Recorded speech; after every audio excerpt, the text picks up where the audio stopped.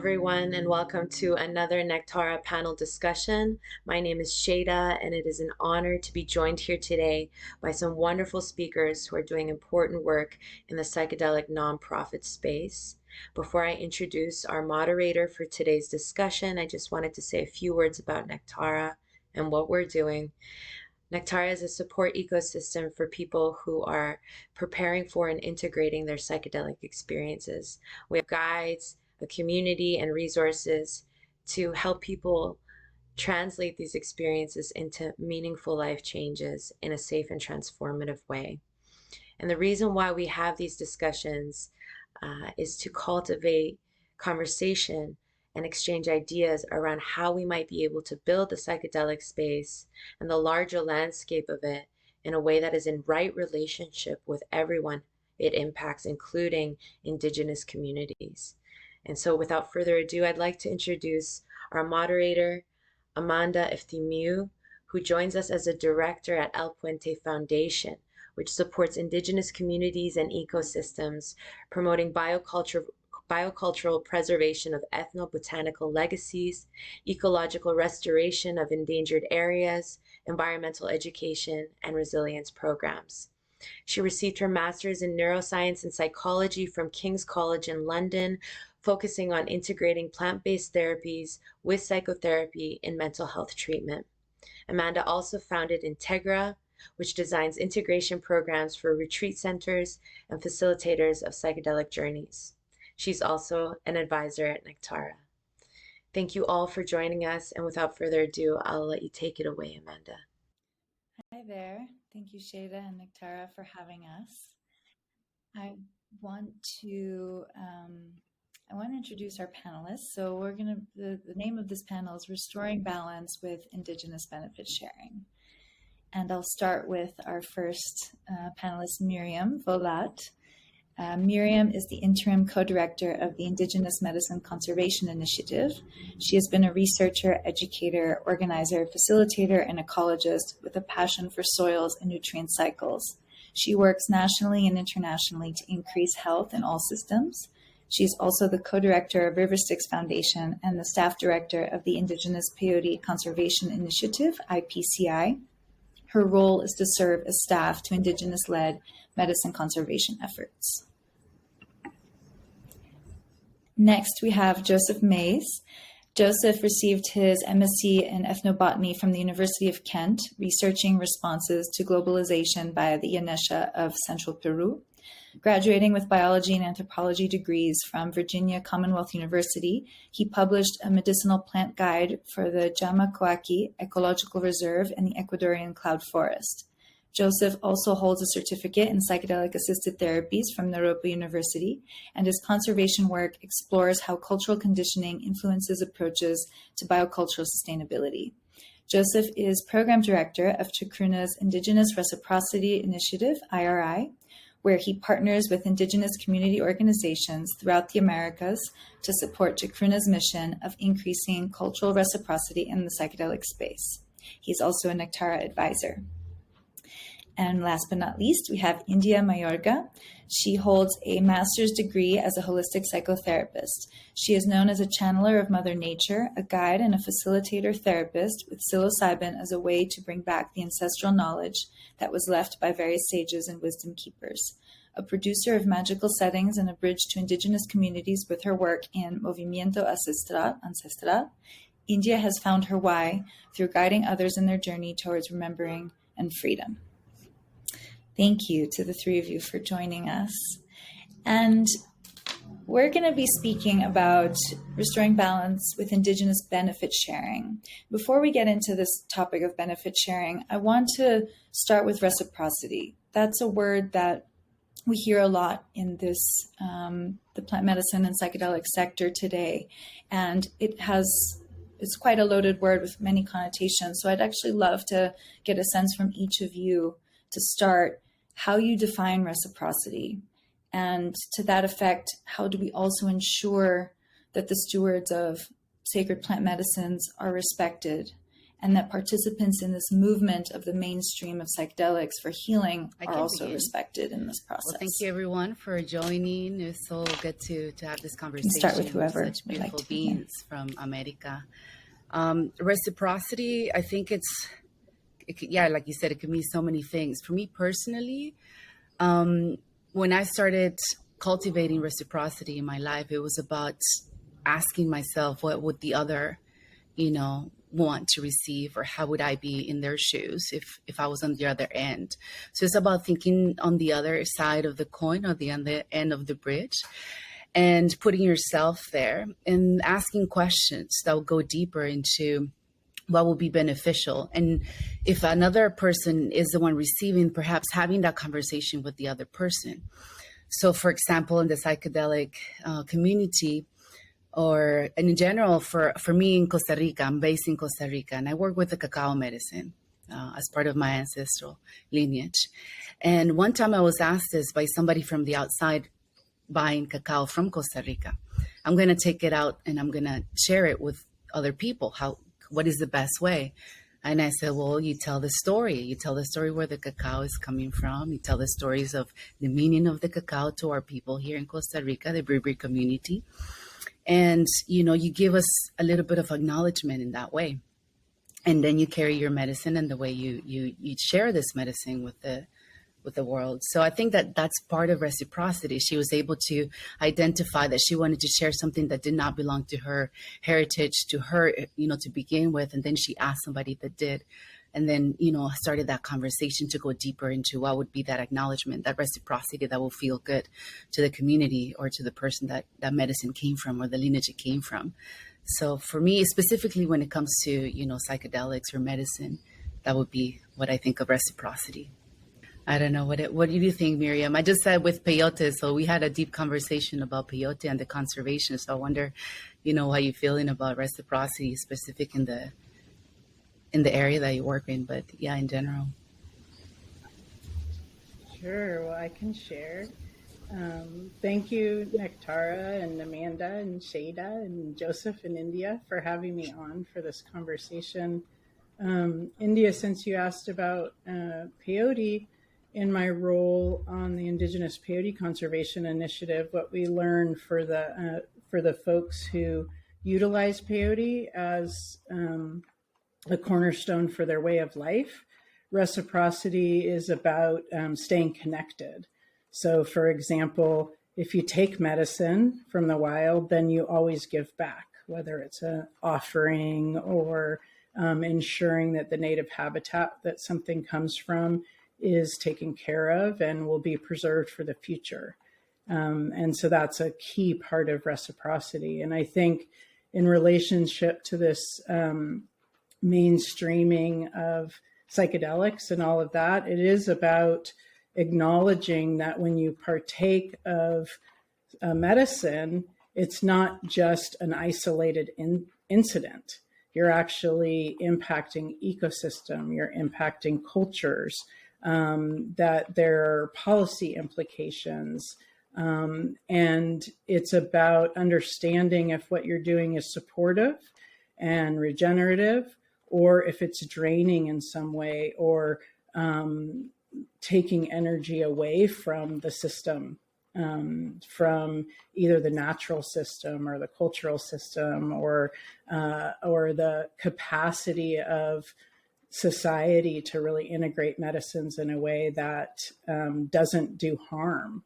And so a lot of times, like with the Indigenous Medicine Conservation Initiative, with our Conservation Committee, which is our leadership group, we talk about that if the psychedelic movement is really about addressing mental and spiritual and physical health into the future for all peoples, then even though maybe it sounds like a negative thing to do, we have to imagine that if we don't engage in really trust-based relationships with communities, with cultures, and with ecosystems, when we do that and really engage in right relationship, which I know is part of what we're exploring today, that respect, then we could actually cause more damage and harm than we cause healing.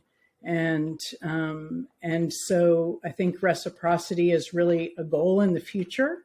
We're not there. We can't be there. We don't yet have things like consent and supportive back and forth relationships between different parts of society that want to benefit from these medicines, traditional knowledge holders and then newer users. And so I think reciprocity is a place that we want to get to. And it's a careful process to figure out how to get there. And these conversations are part of that. Yeah, I think reciprocity is about ensuring a future. It's about keeping cycles going. It's about maintaining good relationships, trust-based relationships, and understanding where you fit in an ecosystem, in a culture, what it means for you to be partaking of medicine for your own healing. Yes. Well, since it's in the name of the program, I think I have to address Thank you it. so much, And thank you, Miriam, and India for your reflections on that, and Miriam for calling in the reality that reciprocity is really pretty far away from where we are now. And I think my work is really trying to establish a process where that's even possible in the future. And really, we hear all these terms like benefit sharing and conservation, reciprocity, right relationship.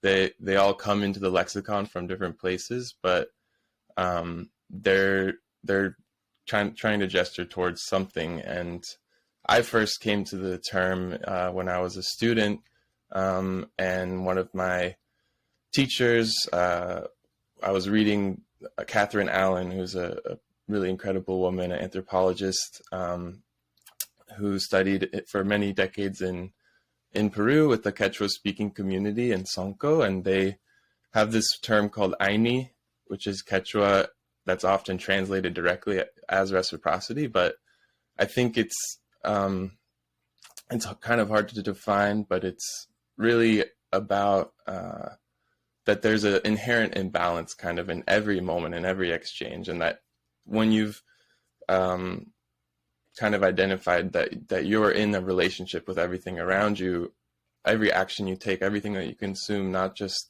plant medicines, but all of your relationships involve exchanges. And when you recognize your place within that system of relationship, then it's your responsibility to try and address that imbalance wherever you can in every moment. And that's kind of like it's a job that never ends, sort of working on being in right relationship and reciprocity. And it's something that only happens within a system of relationship where all of the different parties recognize each other as persons, as subjects. And that includes communities and land, in but at least in the global north, in the dominant cultural and economic system, there's no recognition of personhood in the land or in the people. Really, people are just objects to be extracted from resources, and there's an unequal exchange that's been going on for a long time, and that's still going on, and that's kind of what we're trying to speak to. And I think, all we can do is try and have these conversations and learn and listen and share. But I also think that the structures and systems that we're working within are not really interested in reciprocity. And so there's other work to be done, like whenever we build things within this system and container, to keep that in mind and try to challenge that. And so that's kind of what I see as my role in the relationships that I build, which are aiming at reciprocity. Thank you. Before we get into benefit sharing, which is also the main topic of this, and it's something that both Joseph and Miriam, you've alluded to, you mentioned, speaking of relationships and the importance of having this right relationship, Joseph, and Miriam, how you say it's really about understanding where you fit in this ecosystem individually. What does it mean to engage in a culture? We're speaking often of each of you are working in some form with Indigenous communities. What does it really mean to engage in a culture that's not your own, especially when we're working with plant medicines and we're participating in a ceremony that's not of our lineage? How can we meaningfully participate in that? And how does that relate to reciprocity? I guess I'll start within and our own then I'll practice? just speak quickly, because I think India already beautifully like illustrated this with the cacao story, like the way that she described it is like, you have to learn where it comes from. You have to connect with the story, because nothing is actually isolated and existing as, alienated or removed from its roots and its context. And that's kind of like, when you're out of right relationship, you are engaging with cultures in a way where you're not paying attention to the history or the connections and the relationships involved. And that can be connected to like a lack of respect, a lack of care. And so, when you engage with people, I think it shows a lot if you've also learned about them and their history and the struggles that they're facing, the challenges that they're engaging with on a daily basis. What are their needs and what are their goals? Like when I work with my partners, everything is on their terms, and I don't come in without first starting from, the ground level, starting from the beginning, learning about their history and learning a language that we can both speak and communicate in. And I think that helps a lot with building trust. So I would say just respecting the context of everything, all the relationships that are involved in whatever you're working with. And that includes like ecological relationships. What's the ecological situation of the plant that you're working with, or the people? What is their political situation? What's their what are they fighting for, and what is important to them? And then seeing how you can be of service to that. Yeah, I would just echo that. It's a little bit like food, or water or air, medicine. Do you know where your medicine came from? If you're going to an ayahuasca ceremony in Boston on a Saturday night, do you know where your medicine came from? Do you know the person who's conducting and the ceremony and taking care of the medicine? Do you know what kind of relationships they have with where the medicine came from? Are you engaging in some way, back to reciprocity, in ensuring that where that medicine came from, how it got to you, isn't harming any culture, any community, any ecosystem? Are you mitigating the harm that potentially would be there? Are you supporting the ongoing health of that ecosystem, the ongoing health of those communities? And like Joseph said, on their terms. So, if you're participating in medicine that comes out of traditional knowledge holding communities, it does require slowing down, listening. It requires potentially changing your behavior. I think we're seeing that a lot with businesses and organizations in the psychedelic space, that they want to talk about these things, but then when it requires changing behavior, that's really different. Like listening goes beyond just hearing words. It actually goes to changing your behavior. So for example, in that ayahuasca ceremony in Boston, is the person who's conducting the ceremony someone, when you ask them about that, they're willing to go find out? They're willing to maybe change where they get their medicine from, so that they're getting their medicine from a community that feels that they're actually benefiting in some way. And so I think, it's hard sometimes, but if mainstream society is going to participate in ceremonies with these medicines, then there's a lot that goes into it. And yeah. So I'll explain that.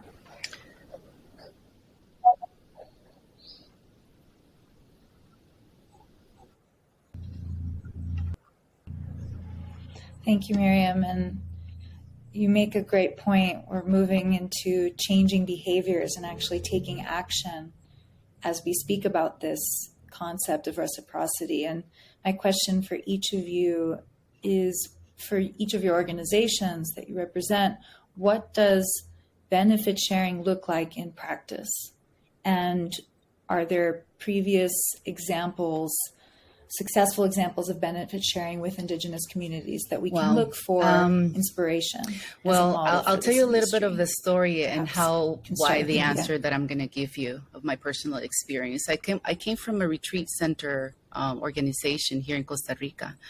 And through that organization, I was able to witness a lot of the plant medicines that were coming from outside of Costa Rica, from different indigenous people that were not from the local indigenous people of Costa Rica. So my take is a little bit different because I'm like playing the bridge, but at the same time, I'm learning about other cultures coming here and sharing their medicine here. And what is our role as indigenous people here in Costa Rica to welcome it and to also, maintain our cosmovision and our practices without being tainted because of a market that is emerging so fast and so quick in society for healing, and so with this, I find myself speaking to the elders first and foremost of the community to see how can my organization or the organization that I represent, which is Movimiento Ancestral, can utilize our channels, our voices to be able to bring that awareness. And what I've noticed is that there's a gap between the elders and the young generation in a way because of technology, because of the way that things are coming in to the young generation and what they're being presented with in their phones and everything else. And with, a need to be someone and to be, to have material things. So it's an interesting dance that I'm seeing as how is it that I can benefit the whole community, at least for the tribe that I belong to, which is the Bribri and Cabecca tribe here. So I haven't found one example here in Costa Rica to be able to say, this, we're doing, the good way. And this is great, because what I've noticed actually is the opposite. So that just raised an awareness in my being of the role that I would play in the community by being a bridge of an Indigenous woman, but then on the other side of the bridge at the same time. So I think that's what I found, and I haven't seen if it's going to be of great benefit for the community. I'm trusting that, Spirit will guide me and that I will have that model in place to be able to showcase to others or perhaps have more information on how we're doing this. But I am doing it as a person that has one foot in the community with the elders and with the people that live there, and then seeing who is actually a potential leader in the community that is from the young generation and that are talking about matters that I feel that are very personal to me and I can assist them with, such as healing for the womb, for example, or rescuing the arts and culture through music and painting and things like that.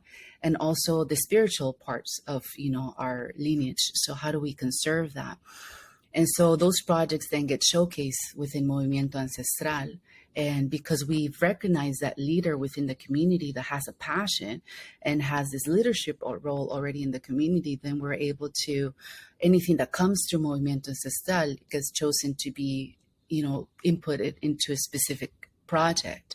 So we serve as an incubator, if you may, of those projects and ensuring that not the right, but the adequate people that have that heart and passion, that philanthropy for the community will be able to benefit from this. And that way we're sharing all together in different aspects that call to my heart, because at the end is the vision that comes from Movimiento Ancestral and the projects that we believe are actually going to benefit the whole community.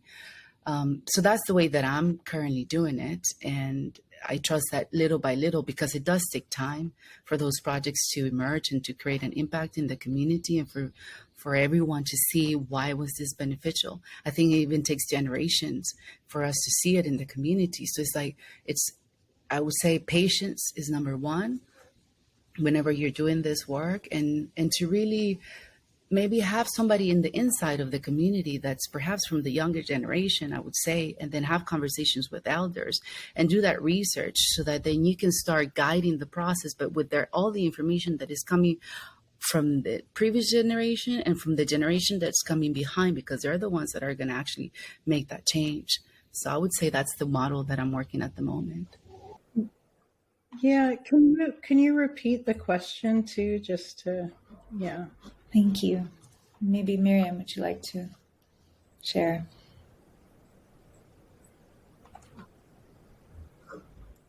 Yeah, my question was about benefit sharing. So what does that look like in practice for your organization, perhaps with Indigenous medicine conservation, for example? And what are, if any, what are the examples, successful examples that we can look for inspiration specifically? Well, I think benefit sharing is a model an interesting term as well. And in the Indigenous Medicine Conservation Initiative, we're using it a fair amount. And it kind of has two different tracks, I would say. One is really the United Nations, biodiversity protocols, Nagoya protocols, UNDRIP, the United Nations, Declaration on Indigenous Rights. There's particular definitions, right, of benefit sharing. And benefit sharing is always in that line matched with consent, right? Free, prior, and informed consent. And then there's benefit sharing. And benefit sharing in that sense is established through the consent process, right? So an example of that would be one of our primary partners in the Indigenous Medicine Conservation Fund, and they do a lot of work, is Blessings of the Forest. And they work in Gabon towards the conservation of the iboga medicine. And we all know that in the last 10 to 15 years, where iboga was just this incredible blessing for many, many people, especially veterans, people with PTSD. It was one of the only things that was really able to address that, as well as opioid use disorder. But in that 10 to 15 years, the wild iboga populations dramatically declined.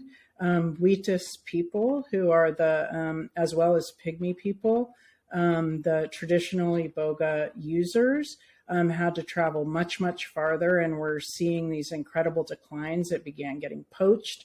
It was poached at the same rate as elephants were being poached. And so there's a very big problem. And so an example of benefit sharing along this line is that Blessings of the Forest worked really, really hard with the Gabonese government for over 4 years, and they established a regulatory process utilizing Nagoya protocols and biodiversity protocols, and they now have regulations in place that have traditional knowledge users are the primary decision makers for how any trade, import, export, and use in the country will go for iboga.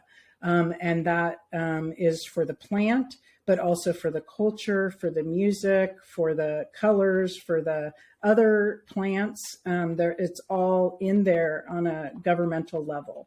So benefit sharing refers to that. So anybody who buys iboga or ibogaine extracts and participates through Gabon will have to do benefit sharing, meaning putting money and respect back into those communities. So that's one whole kind of track of benefit sharing. And the iboga example is incredible, and perhaps will be a model for other countries. We can imagine what might happen in Mexico or in Brazil if these things were, these United Nations level policies were utilized. And then there's the other track of benefit sharing, which just says, for you as an individual, or you as an organization, or you as a company, or you as a philanthropic body, what does it mean to unequivocally any benefit that you're receiving from participating in these medicines, cultural knowledge, relationships? What are you doing to ensure that that benefit that you're getting is shared with the communities that are going to be impacted. I think I said it before, but one of the things that we found really valuable is to imagine 50 years, imagine 100 years into the future. And if we only engage in extractive processes with medicine, with knowledge, with relationships, and we don't truly engage in benefit sharing, sort of like we were talking about before, moving towards real reciprocity, then, what are the unintended consequences of that? And in 50, 100 years, do we all want to be happy and proud about how we conducted ourselves, conducted our relationships with the ecosystems, our relationships with the communities? Like India said, relationships with the elders and relationships with the youth. And that's what we've found through our community-based assessments that we've done. And we probably don't have the time to talk about that, but one of the ways we're doing benefit sharing through IMC, at least, is the assessments we're doing on what needed are all community run. And what we find time and time again is you need elders and you need youth. And that's also part of benefit sharing, because the elders have all this knowledge, and our job is to support that knowledge being transferred to youth, and then only to outside of the communities if that's something that's asked for by the community. And that's part of benefit sharing, is to support those processes inside of community happening to maintain the future. And so those are kind of the two different tracks of benefit sharing. And I love, with Nectara, thinking about what you shared about who this is reaching. I think it's a really important question for each of us. What benefit am I getting from knowing about these cultures, knowing about these medicines, or if you're partaking them, and how am I truly sharing that with where they come from so that there's a future that's healthy? So I guess that's what I would share. It's okay if I say something about this as well, Amanda. Yeah. Well, I think for me, I always like to think about where the terms come from. And as Miriam mentioned, benefit sharing comes from the Access and Benefit Sharing Agreements, which is like a legal framework established by the Convention on Biological Diversity. And that was 1992 when they first held this convention. And then in 2010, the Nagoya Protocol was introduced as the way to enforce this. And they really started out as ways to address herbal supplements and pharmaceutical products that are being developed from indigenous and traditional plants. And unfortunately, there's not a great track record with like good examples. I think the Gabon exception is one that I hope will lead to more examples of that model, but it really relies on indigenous people having institutional power in the government, because otherwise it's really just it's really nation states that are involved in these conversations, and it's about contracts, as Miriam said, free, prior, and informed consent. But the reality of contracts is they're supposed to be between equal parties, right? But whenever businesses or people from the global north develop a business contract with an indigenous community or local people, the power imbalance is so great that the contract is never between two parties on equal footing. One party has all of the wealth and the power in those situations. And so you can try as hard as you can to mitigate that imbalance. But I think it's kind of inevitable that whenever people are sourcing medicines from indigenous and local communities that are, struggling for land and water and food and don't have the autonomy that they need to dictate the terms of those contracts, dictate what is the benefit, who's really benefiting. And so like with benefit sharing, I like to ask like who benefits and in what way, because I would say like a lot of agreements, the most of the benefits are going in one direction versus equally distributed. And I think we have to think individually, like about our own, asking ourselves, like, how am I benefiting and how am I sharing? But then we also have to think systemically and globally, and how do we work against the structures that seem to tend towards benefits not being distributed equitably?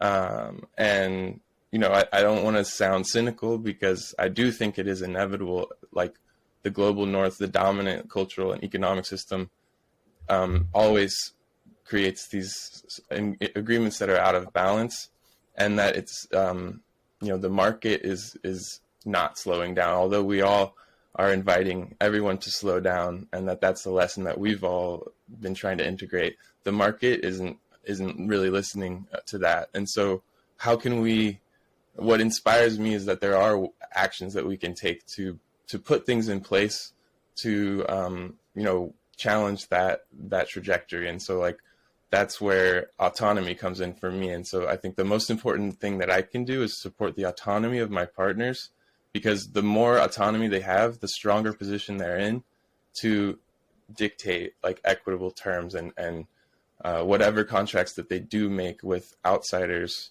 are going to be stronger and more equitable if they're coming from a position of power. And so I want all the communities that I partner with to feel empowered and to be supported in their own autonomy. So the more security they have with their territory and their food and their water and their land, the better able they are, better ability they have to, conserve their knowledge. And like India and Miriam both said, that involves working with elders and with the youth and with the municipal authorities, with the local people, indigenous and non-indigenous.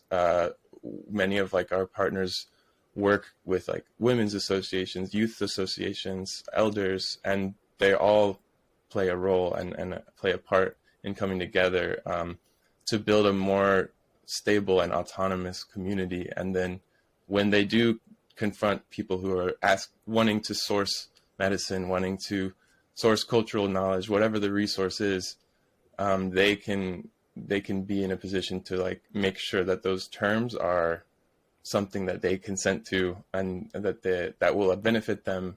But if you look at, like, access and benefit sharing in practice, there's a couple examples of it working. One is with rooibos tea, and the other one is the hudia plant. And these are both in South Africa with the Khoi and the San people.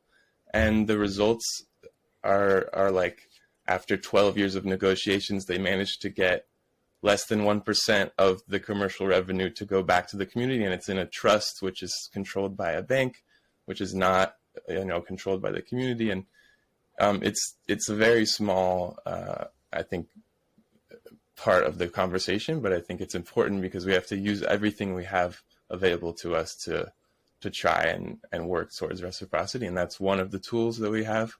And then the other one for me is just building autonomy and supporting autonomy in whatever way that we can.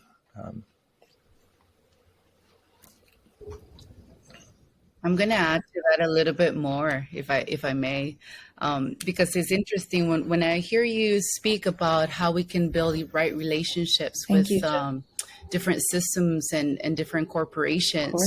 I think of the examples here in Costa Rica that are happening right now with share benefit in indigenous lands, for example.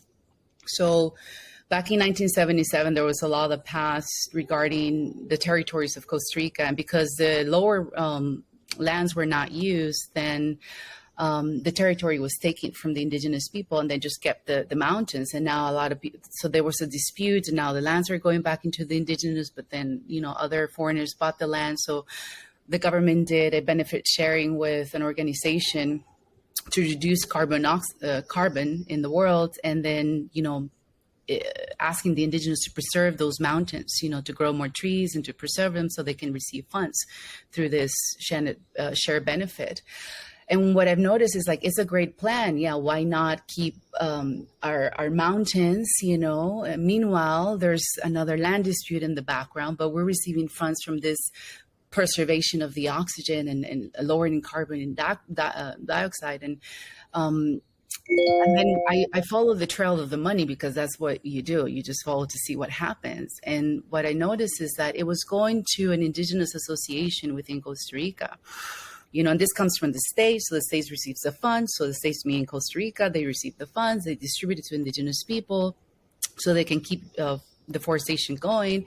And then who benefits? This association, this indigenous association that is ran by indigenous people that are already in their minds adopting systematic ways, and therefore forgetting the reason why they're receiving the benefits in the first place, which is for the community.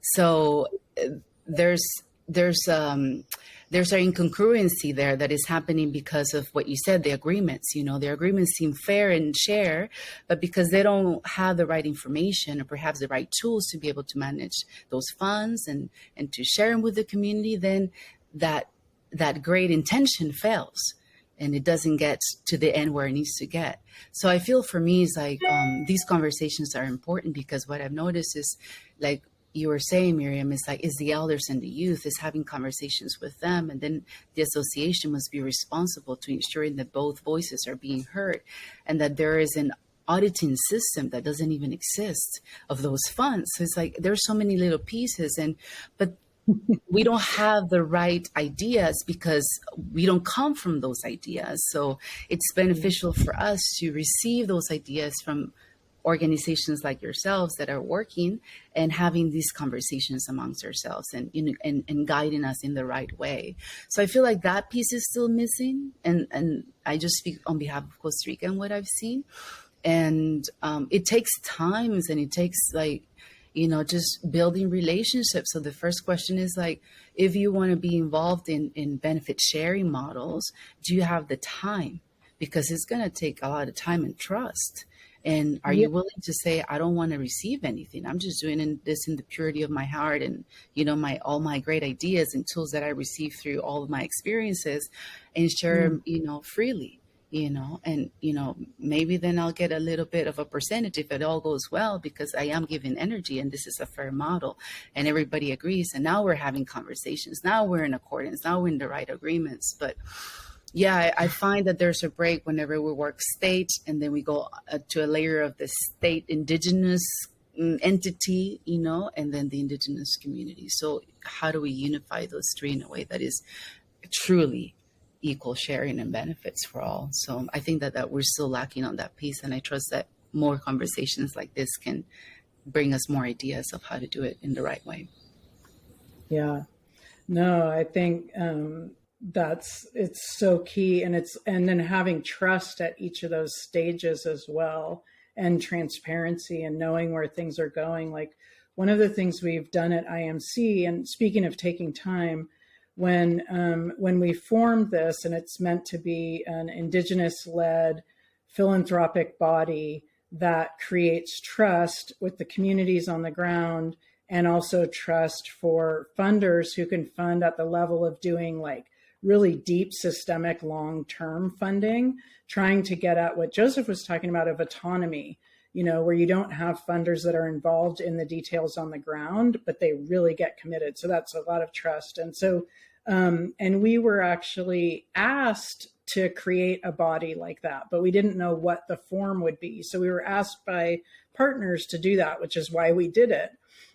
And then what we found is that once we even initiated, I'm just using IMC as an example for what you're talking about, and it has to happen in so many organizations right now. Then we went back and we had 6 months of time to actually create the structure. And the way that was created is that in many of the communities where our partners are, they sent delegates to be involved in the leadership. And those delegates had to agree and make a commitment to listen to their ceremonial leaders, listen to their spiritual advisors, not to preference their own community, but to actually think not only about all the communities in their region, but also to think equally about people in other regions. And they had to make a commitment as a representative and as a leader to always in all of their decisions do that. And then what they do is they actually have to guide community-based assessment, where elders and young people are involved in finding out what people need. And funders aren't allowed to be involved in that. Like, you might have a funder who says, we should grow more ayahuasca plants. But then what you find in community-based assessments in both Peru, Brazil, Colombia, we don't need more ayahuasca plants. We don't need that. We don't need plantations. What we need is, like what Joseph said, we need land. We need our autonomy. We need meeting places for governance and for youth and young people to come together. And we need to protect our land and our water. And then we know how to take care of our medicine. And so I just wanted to share that in response to what you were saying, India, is that it takes so much time. It's very iterative. There's a lot of listening. To have decolonized philanthropy that's truly indigenous led, there's a lot of layers that need to be in there. And then every representative has to be able to say to every single person, I'm listening to my spiritual advisor. That's the actual infrastructure. I'm following my ceremonial ways when I make these decisions, and I'm thinking about everybody. And if you see that I'm not doing any of that, I'm open to listening. And we will have another 4-hour meeting over Zoom to talk it through and to settle out some of the politics. And has to be an acknowledgement that the politics are always there. There's always competition. There's always different organizations wanting to go place. But the final decision needs to be about the essence of it, which is preserving culture and land and water and sort of the good life for traditional knowledge holding people. And so I'm not sure my point was totally clear, but there's just a lot of layers and a lot of this right relationship and decolonizing. It's in the details, and it's in the taking time, and it's in the being committed. And, to what Joseph was saying about that things are just going really fast, whether we like it or not. And, all of us have said at different times, like, hey, could we slow down? Could we listen? Could we, proceed with care? Otherwise, we're just going to be this psychedelic thing is just going to be another extractive thing. There's a lot of worry around that. And I just appreciate people thinking about how fast things are going and doing the best we can. And in IMC, we always say one of our principles is do no harm. But our leadership is always saying, well, we're going to just hope that we do as little harm as possible. Because it's important to acknowledge right now that there is harm being done. There's harm that has been done, and that in order to get to this incredible future that we all want, which is these plants being integrated in a way that leads to more health and healing, and spiritually, ecologically, mentally for everybody, I hope we can all slow down. So.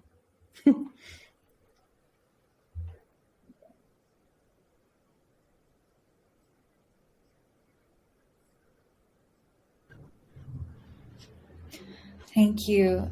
Wow, I'm deeply inspired by each of you, and you mentioned, Miriam, decolonizing philanthropy. That's something that at El Puente Foundation we're really taking a lot of care on how it is that we're making decisions into the projects that we support, our stakeholder engagement process on the ground. How do we do no harm or as little harm as possible?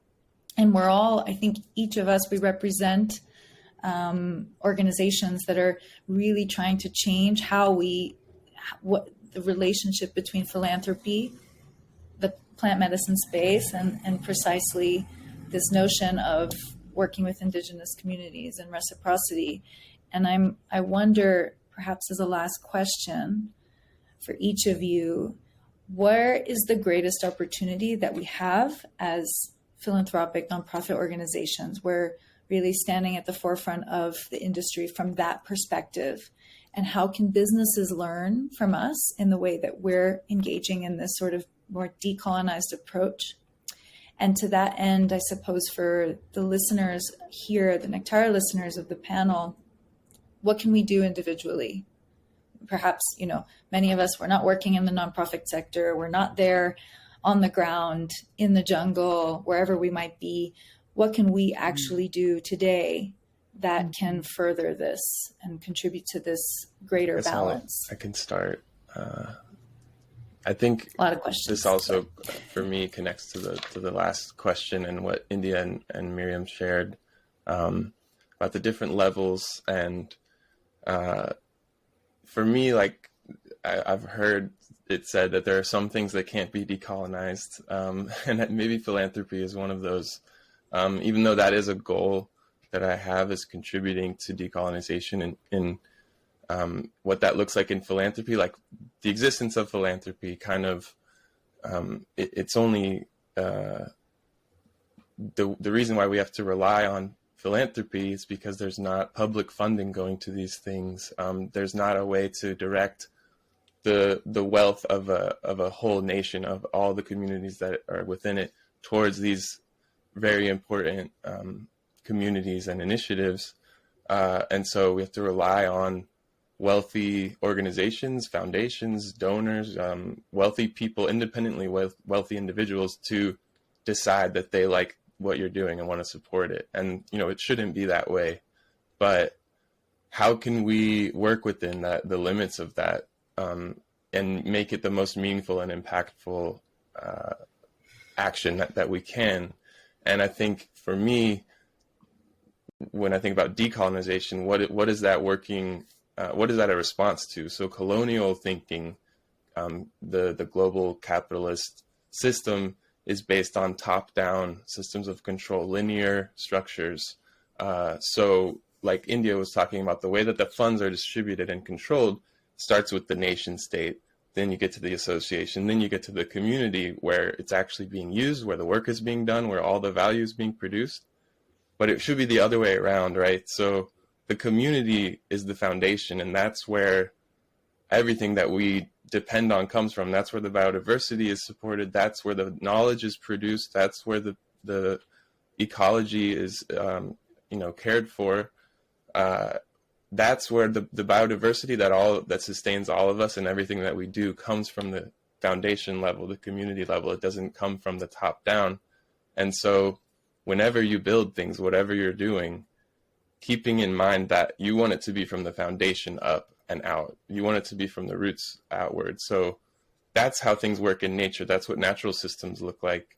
There's no top-down linear models in nature.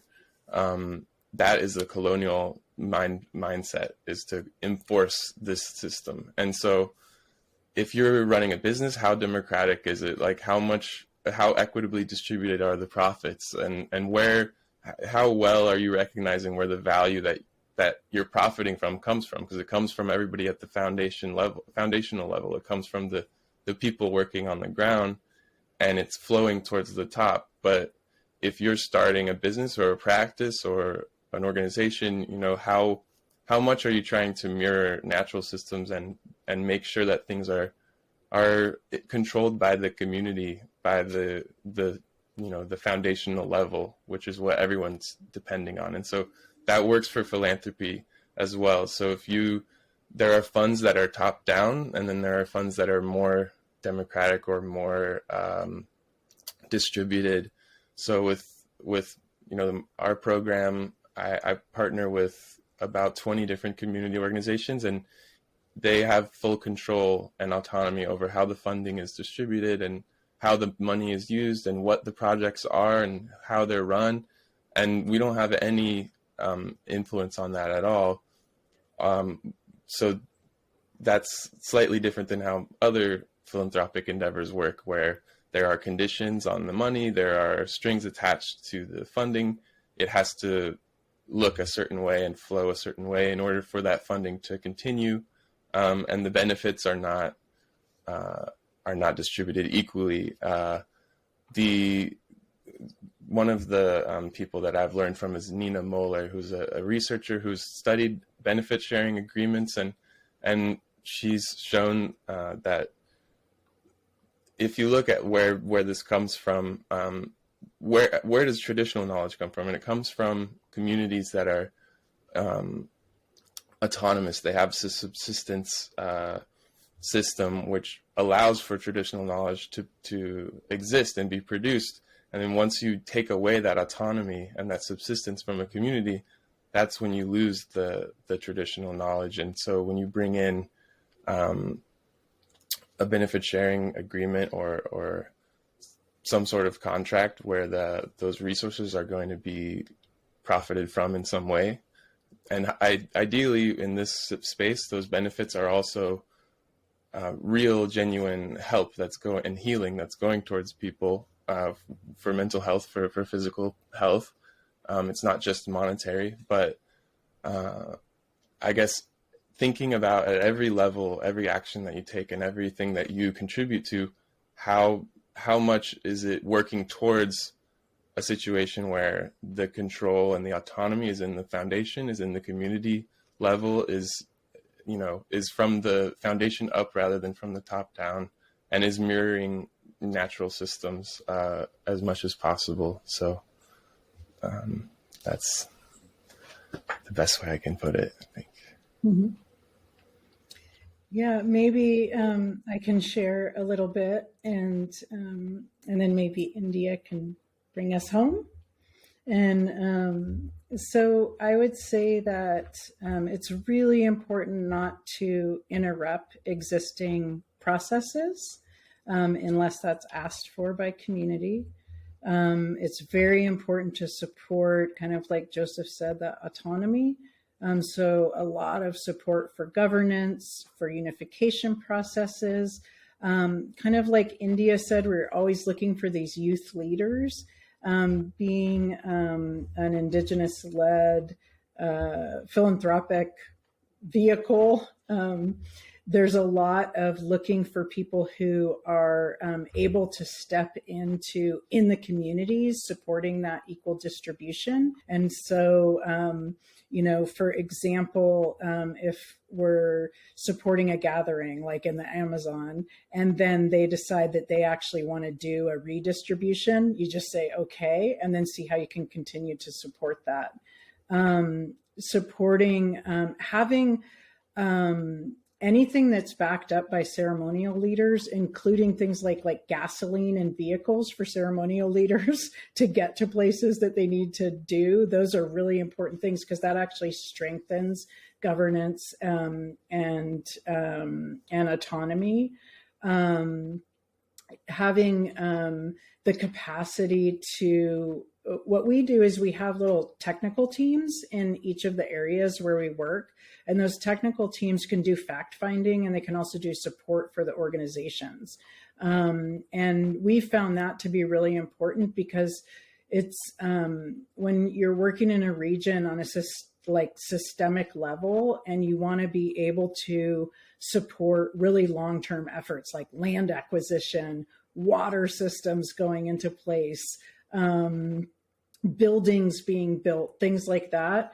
It's just by its very nature, it's disruptive when money comes into communities like that. And so you have to pay attention to kind of the politics, but not get distracted by the politics. And that means listening to elders and community leaders who are in the area who are involved in politics. So I think those are all things that you have to do in order to be a decolonized, as much as possible, like Joseph said, philanthropic body, because it's about relationships. And that's like the main thing about being, modeled after the ecosystems you're working in, is there's a lot of relationships, and they all need to be tended, and they all need to be tended in order for there to be flow that's about the traditional knowledge, about the life of the place, about the medicines actually continuing into the future. And so I would say individuals and individual organizations right now, not trying to reinvent the wheel. We actually don't need a bunch of disruption. We don't need a bunch of Western people coming in and taking time, energy, ideas, and everything from people on the ground, because that's actually extractive to do that, because you want to have your own relationship. And so utilizing these bodies that are being built, like IMC, like Erie, like El Puente, using these bodies that are coming from requests from the community, Like one of the reasons why I still work in IMC is because it was asked for. It was an idea I had one day. It was asked for. So utilizing these vehicles that are thoughtful, that are learning organizations, that truly are Indigenous led, and getting behind them and getting behind their processes, I really believe that philanthropists and businesses in the space should not be reinventing things. They should be looking for supporting trusted bodies to become more sustained. So I'll just say that I think that's really important. We've seen a lot of disruption happen in communities when people want, they just want to go in and do stuff, whatever it is, and maybe they have a good intention, but it actually causes a lot of problems. So I'll just share that. I know it's not like an inspiring thing to say, but so yeah, just using these bodies that are really being thoughtfully constructed and truly are Indigenous led. Like that's something to look for. Are there ceremonial leaders? Are there community leaders who are actually directing the money? Literally, like in IMC, and I think it's this way in Erie, and I don't know exactly about Puente, maybe you could share, Amanda, but there's no money that goes into communities that isn't approved by a collective Indigenous body that is supported by their communities. And that's really important right now. It doesn't mean it's going to be perfect, but it means we can lean back into that's what we're doing. That's what we're being guided by. That's where we're learning. And so I feel like that's really important because then you can also rely on it being fine-tuned by the communities themselves. The learning about how they want to fine-tune things is coming from there, not from an outside perspective. And, and I think it may be I'm from California, so I can say things like this, but really looking at what benefit sharing or philanthropy are you doing, is it actually leading to healing, autonomy, support, and the perpetuation of traditional knowledge and ecologies? Or is it just kind of making you feel good and look good on your website?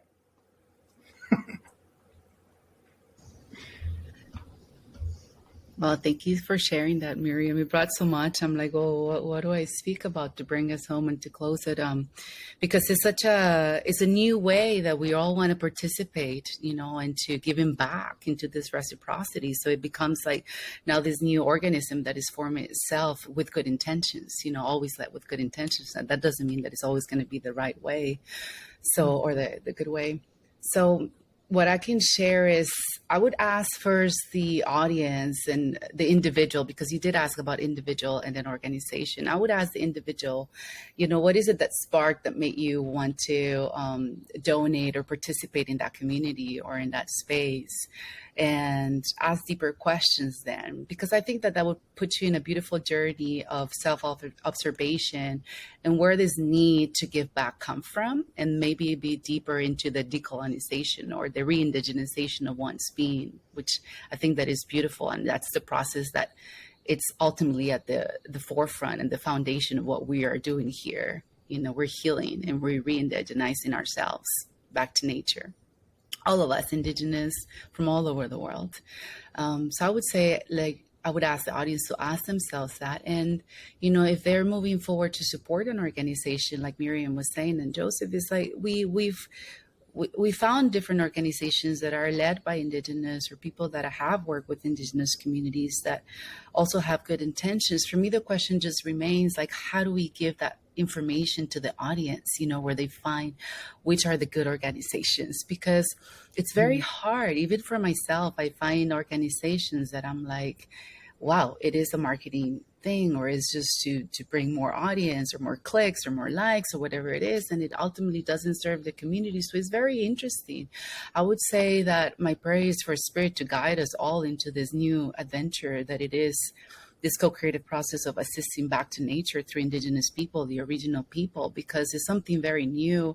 And I think that unless we heal ourselves first, in like deep inside, then we're going to be able to lead organizations that are in reciprocity with Indigenous people. So sit down with the organizations that are being formed, like the ones here in this panel, and find a little bit more of the founders, what they're doing, who they are, spend some time with them, get some calls in, ask the community, visit the community, ask them about them. And, just take your time if you're really like one of those good investors or sponsors that are looking to bring, your share of wealth into something that is going to give back to a community. And I think that essentially spirit must lead us all into this endeavor that we're doing. And it's a duality matrix that we live in, so we're always going to see both sides of the coin. And I think that's just what it is. We cannot change that, because I've seen too much to know that there's always going to be the good and the bad, the light and the dark, and it's always going to be present, even through what we're doing, So it's keep checking on ourselves as organization members, and keep doing the healing work on ourselves, and keep having that space, like Joseph and Miriam were speaking about circling, about speaking in a circle format with your own organization members, with transparency always in the forefront, then with the community and the elders and the youth, always in a circle format, always in this format of open communication. And I trust that through this, we can find out the reasons of why we're actually wanting to assist the community, the tribes, the programs, and bring our own vision as to how this can assist the community. I think that is important. I often find myself that the tools that come from the outside are very important into how the project can really take beautiful roots inside the community. So it is a bridge, it is a puente, it is all of these organizations. We are needed between each other to be able to create this. And I feel that the more that we heal both ends of this colonizing, mindset, through circling and through firework and through ceremonial spaces and through this, then the more that I feel like spirit is going to guide us all. I don't think that we have the answers, but we're definitely on the right path, I feel, with conversations like this and organizations like the ones we represent. So for me, it's look for like Nictara, to see who they're tapping into. The organizations here, I've actually went through all of you guys, and so the beautiful work that you're doing. For me, for example, I will go a step forward and visit you at your home and check you out a little bit deeper, and talk to the elders and see what they're saying about you, and talk to the youth and see what benefits they've received. So I will go deeper into the organization to find out, is this a trusted organization? Can I actually put my energy behind it? And I feel that that's a responsibility for anyone that's being involved in this work. Like you said, one thing that we do can change the entire cosmovision of a community, disrupt everything in the community, and therefore in the relationship with nature. So this is very sensitive, and we just must throttle, with ease and just that the spirit led, without any attachments of what the outcome may be.